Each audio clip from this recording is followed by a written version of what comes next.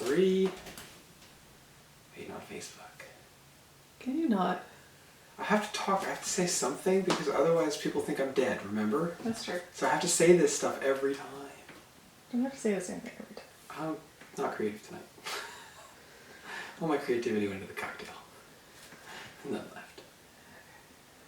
Okay, waiting on. Is that one actually out? Oh, Yeah, okay. it's up. Facebook looks good. Okay, give me a second. Okay. I'm not dead, it's okay. I'm just standing here, waiting on the last piece. Sounded like that was it. I think so. I'm gonna. Is that correct? It works for me. Okay. You can see a little bit more. Okay. All right. We getting started? Yep. Okay. Good evening, everybody. Welcome to day 25 of Crazy Cabin Fever Cocktails. I am Tim Niddle with Distilled Living, and we're getting a couple minute late start. Sorry about that. Facebook was giving fits and hiccups. We got that all straightened out, so thank you for joining us this evening. We had a challenge for one of the virtual tastings that we did recently for a private group to use some Falernum in a bourbon cocktail. And we didn't actually have some, so fortunately we have liquor stores that are still open and we got some. And Falernum is in the category of bitter liqueurs, and so we've worked with some of these before. So it's a high proof or neutral or more neutral style spirit that's infused with herbs and spices and some bittering agents and then some sugar to make it into a liqueur. And this comes out of the Caribbean rather than what we might think of as like Campari or Benedictine or something like that would come out of Europe. So this is more designed in a rum culture. So that's my go-to thinking for Falernum is always either rum or gin. That's just where it lives for me. And I hadn't actually experimented with it with bourbon. Now it's not nearly as bitter, and it presents to me a little bit more sweet. This in particular is Velvet Falernum, which is just it's a really easy obtainable one. It's really popular. It's very classic Falernum. So we're starting with these two as our bases.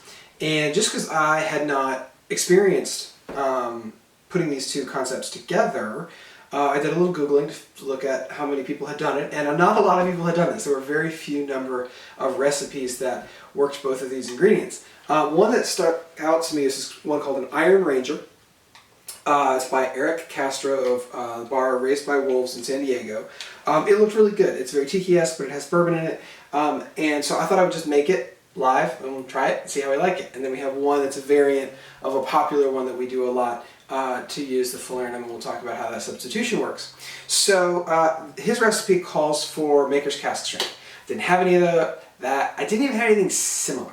I'm going with 4 Roses single barrel just because it sounds good in this. I know the proof is different. I know the mash bill is different. I know the yeast strain is different. I know those things. It's not exactly the same cocktail, but I'm doing the best I can without putting maker's cask strength into a cocktail.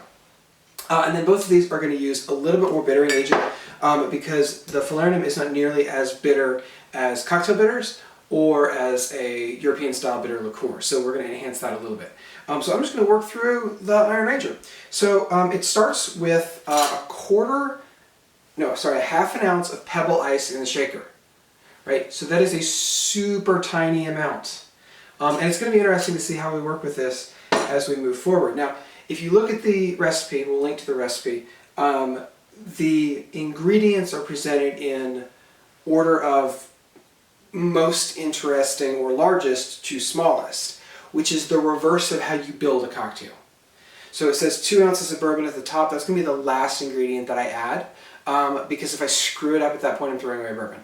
So I'm going to start with my smallest and cheapest, which is going to be 2 dashes of Angostura bitters. 2 right there. It smells good already. I love myself some Angostura. All right, half an ounce of simple syrup. So this is going to add a fair bit of sweetness, but we are working on a tiki style drink, which tends to be very sweet. All right, half an ounce there. All right, and half an ounce of my Falernum.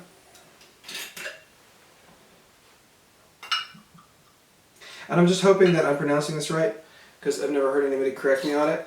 Unlike I got corrected one time on maraschino liqueur, which I always pronounced maraschino because that's how I thought it was pronounced, and that was corrected, and that was wrong. I actually said maraschino in one of the videos and didn't give that backstory, so that's how you pronounce that. Hopefully Falernum is correct here. Alright, alright, then an ounce of pineapple juice. I did not get a fresh pineapple. It probably is better with a fresh pineapple, but we're going with what we can get.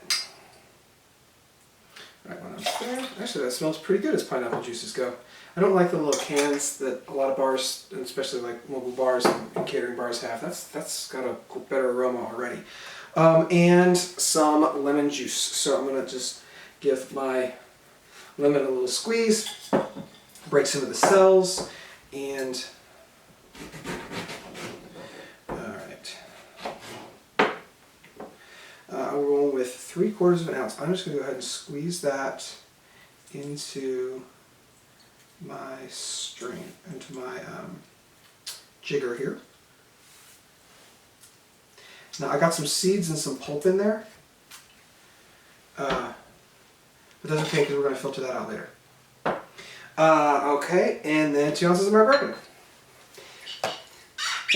So that tiny little bit of ice, it's just a weird thing that struck me about this cocktail. It's going to give it a small dilution, and it's going to not really chill it very much. But I guess because we're also putting it in a glass on pebble or crushed ice, that's okay. Alright, so now I'm going to give it a brief shake. Actually, it says just shake briefly to chill and dilute.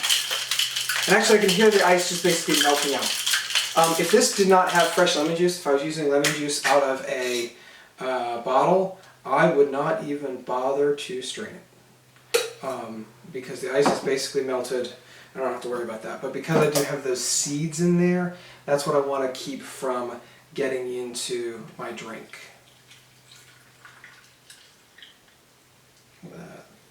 Right up to the top there. You can hear those seeds moving around in there. And now, give it a space. My garnish. So this calls for mint. My mint does not look the best. I should have ordered some fresh mint for this one. There's a little bit of leftover mint, but that's alright. So I'm just going to try to freshen it up just a hair. Give it a slap. Stick it down in my cocktail. Oops, lost a little bit. It still looks alright. And a cinnamon stick, because tiki is all about the crazy glasses and the crazy garnish. This is actually supposed to be in a hurricane glass. I don't own a hurricane glass, I'm sorry. So I'm going with it like this. And then, get my straw. It doesn't call for a straw, but I feel like pebble ice, you want a straw. And there we go.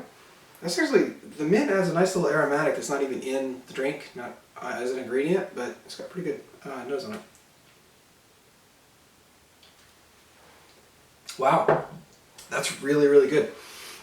You lose the bourbon under the pineapple, but overall that's a really tasty tiki drink. I think the Maker's Cask drink might have given it a little bit more punch. It might have brought up the Four Roses by another 1/4 or 1/2 ounce just to give it more bourbon character. But yeah, that's an easy sipping, cool you off cocktail. For when it's warm, that's a good get it in you quick and cool you off and get you a pretty good buzz going. Alright, so that was the Iron Ranger by Eric Castro. Pretty nice little drink there. So now I'm going to do a Falernum variation on what is our house cocktail here at El Bauhaus. Is going to be a variant on the Kentucky Martinez, which is a drink that I designed. It's a variant on the classic Martinez that substitutes half the gin for half bourbon. And in this case, we are going to bring in the Falernum to substitute for the maraschino liqueur, and we're actually going to take out the sweet vermouth and replace that entirely with dry, because this is bringing so much sweetness compared to what we normally have in this drink. I haven't tried this. This is entirely theoretical right now. We're going to see how it goes. Alright, so I'm going to do 1 dash of bitters. I've debated whether or not this is a 1 or 2 dashes drink, because again, the Falernum is not as bitter as cocktail bitters or bitter liqueur. But I'm going to start with 1, because that's how much is in the original. And then I'm going to do 1/2 ounce of the Falernum. like so. And 3/4 of an ounce of my dry vermouth.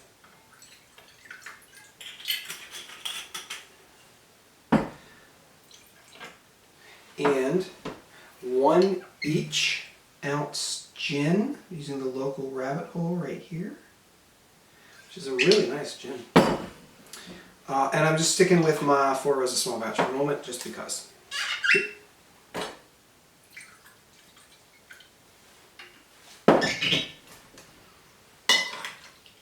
Alright, and this is stirred Manhattan style, or Negroni style.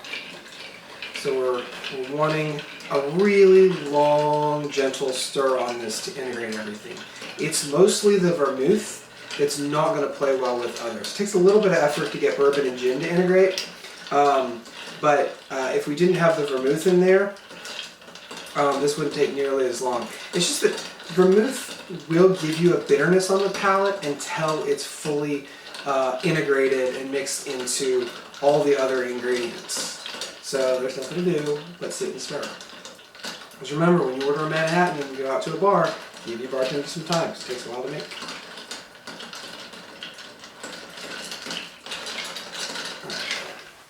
I think it's pretty good. I've pre-chilled my glass.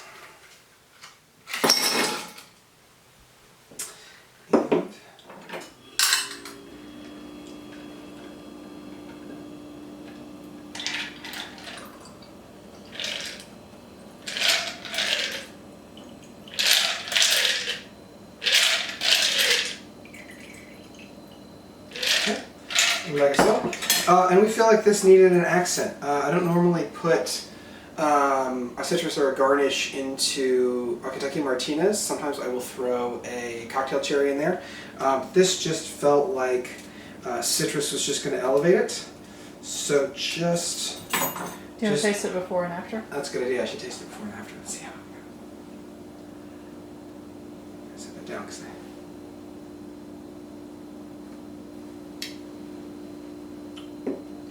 it's good. It's thick and sweet. It doesn't have quite the silkiness that I'm used to. This is sweeter. It just is. Could I have used more bitter? Could have used more bitter. Could have modified it this way. But I really think it's just going to need the lime. I think this is going to brighten it up. So I've just removed the zest with as little pith as possible. You see there's very little white. This is a little bit dry. I wish this was a little bit fresher. But I'm going to really squeeze the oils out over it. I'm going to rub it around the rim and I'm going to drop it in. If this was a really, really, really fresh lime peel, I probably wouldn't drop it in because then it's going to just keep infusing. A little bit more infusing is what I'm looking for right here. But the fresh lime would infuse to the bottom of the drink. And as always, we'll have this recipe online since this is our own. Ooh, that's good. Okay. Sorry. And we'll link to the other recipe as well. Falernum is it was a question that somebody had and thought it would be interesting to use. And I don't think we've done a lot of tiki style drinks, but I think they're kind of an interesting twist on what we've been doing so far. Yeah, not a lot of bourbon and tiki together. So if you guys have any ideas, you want to challenge us with anything and see how we can make it work with bourbon, we look forward to that. And we'll see you next time. Good night, everybody. Cheers. And as always, we're here next Wednesday, 9 p.m. Eastern Standard Time, and the High Resolution video will go online sometime this evening, and the recipe as well. All right. See you then.